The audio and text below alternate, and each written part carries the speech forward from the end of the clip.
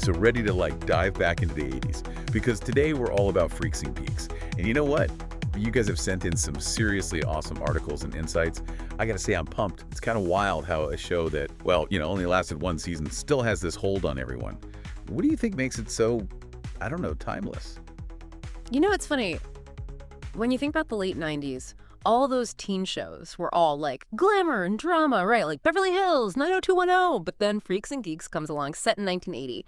And it's like, bam! Suddenly we're the kids who are kind of lost, kind of awkward, the ones who felt, real. And guess what? It clicked with people. Big time. I mean, Lindsay Weir, shows this brain, decides to ditch the whole mathlete thing to hang with the freaks, even if it means, stealing lawn gnomes. Yeah. Have you ever had that itch, to just totally reinvent yourself? Oh, totally. That whole thing about fitting in, finding your crew, it's something we all get, even if we're not. Stealing garden decorations. And then there's Sam, right? Lindsay's little brother. He's the definition of that younger sibling trying to crack the high school code. Crushing on girls who are, always out of reach. And his friends, they're basically his lifeline for, everything. And the music.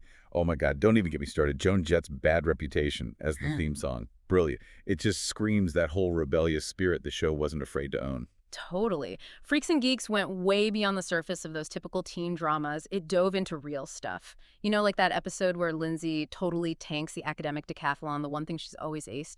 It captures that feeling of when you suddenly don't know who you are anymore. Oof, yeah. That scene where she just freezes. Painfully relatable. Or what about Nick? Trying to tell Lindsay how he feels.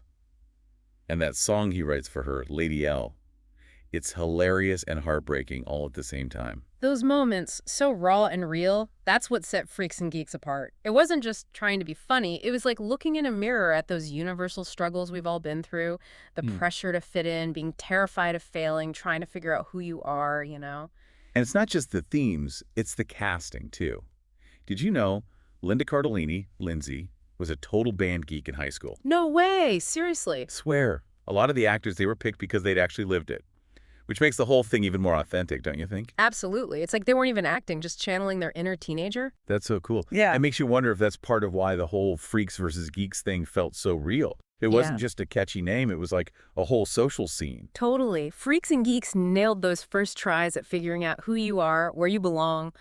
The freaks, all rebellious, and on the outside, they wanted freedom to be accepted.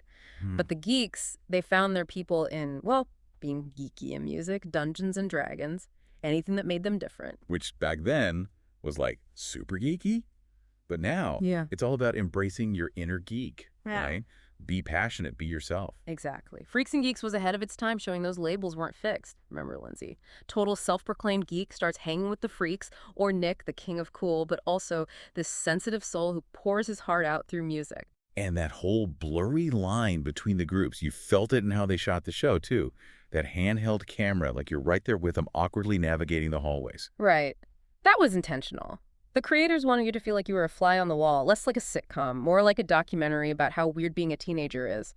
And honestly, they nailed it. They really did. It's like you're right there with them, trying to survive high school. And speaking of which, can we talk about some of the guest stars they had on the show? A young Shia LaBeouf even popped up before he was, Shia LaBeouf. Oh, yeah, he did. It was just a small part, but even then you could see that kind of rebellious energy that he's known for now. He was this character who basically took on the whole school system. Kind of wild looking back on it. Makes you think, right? Did those early roles spark something for them? But let's go back to the creators for a sec. It's amazing how they got Freaks and Geeks to have these, deeper, relatable themes, but still be hilarious. Was that the Judd Apatow effect, you think? Definitely Apatow's humor. It's all about finding the funny in the everyday, even when it's kind of awkward or cringy. You know what I mean? And that style. It worked then, and it's still shaping comedy today. Which leads us to the show's legacy. Kind of mind-blowing when you remember it only lasted one season. Can you believe it got canceled? Feels crazy now. Tell me about it. The ratings weren't exactly through the roof back then, and honestly, I think the network just didn't know what they had. They were probably hoping for, those classic sitcoms with the laugh tracks and predictable storylines. Freaks and Geeks was just too real, too nuanced, I guess. It's funny, isn't it? The thing that got it canceled being so real is exactly why people still love it. It's the classic example of a show finding its audience later on, through reruns and streaming. Uh, And what an audience, right? It's like a whole generation has claimed Freaks and Geeks as like their own personal time machine. But like you said, it's more than just nostalgia. exactly. It's about those timeless things, right? Mhm. Feeling like an outsider, dealing with the whole high school food chain, trying to figure out who you even are. It's honest about those experiences, and that's why it still resonates, even decades later. 100%. It's like a survival guide for being a teenager, bad fashion choices and all. Speaking of those fashion choices, Mhm. can we talk about the star power that came out of this show? It's insane. James Franco, Seth Rogen, Jason Segel, back then, they were nobodies. Did you ever think they'd blow up like they did? It's wild, right? I mean, it shows you what happens when you combine a killer script with crazy talented actors. Take Jason Segel, for example.